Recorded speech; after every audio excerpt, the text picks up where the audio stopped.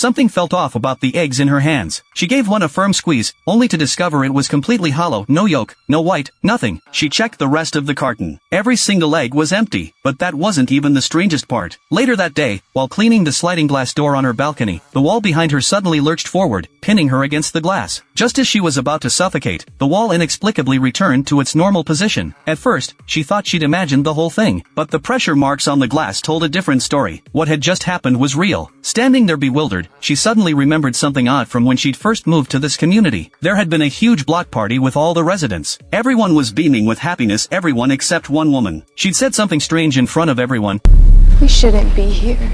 And they all thought she'd lost her mind. After all, this was supposedly the happiest community in America, meticulously created by a man named Frank who'd spared no expense. Every family got a stunning McMansion and a top-of-the-line luxury car. But that wasn't all. The company also provided every man with an enviable high-paying position. There were only two conditions for joining the community. First, the men had to work for Frank's company and report to headquarters daily. Second, no one was allowed near the desert on the north side of the community. Violators would face severe, unpredictable consequences. Life in the community followed a predictable routine. Every morning, the wives would step out to wave goodbye as their husbands drove off to work. Then they'd start their day, though their tasks were simple, just some light housekeeping before enjoying hours of leisure. Despite being in the middle of nowhere, the community had everything: entertainment facilities, gourmet food, endless drinks. The women could indulge in luxury to their heart's content. But before their husbands returned, they all had to attend fitness training led by the boss's wife. This was to maintain their perfect figures, ensuring they could please their husbands when they got home. The black woman had been the exception. A month ago, she'd broken the rules, trying to cross the northern desert with her son. When security found her, her child was gone, and she'd become unhinged. She'd tell anyone who'd listen that the community was a lie, warning everyone to get out. But people dismissed her, whispering behind her back that grief had driven her mad. Still, something didn't sit right with our protagonist. One morning, while doing chores, she couldn't suppress her curiosity any longer. She boarded the bus heading north, wanting to see what lay beyond the desert. Just as the bus neared its final stop, she spotted a plane crashed deep in the desert. She asked the driver to head over for a rescue, but he looked terrified. "That's forbidden territory," he said. "We absolutely cannot go there." Seeing the driver's indifference, she had no choice but to get off and run toward the hills herself. She was so focused on reaching the crash site that she didn't notice the warning signs along the way.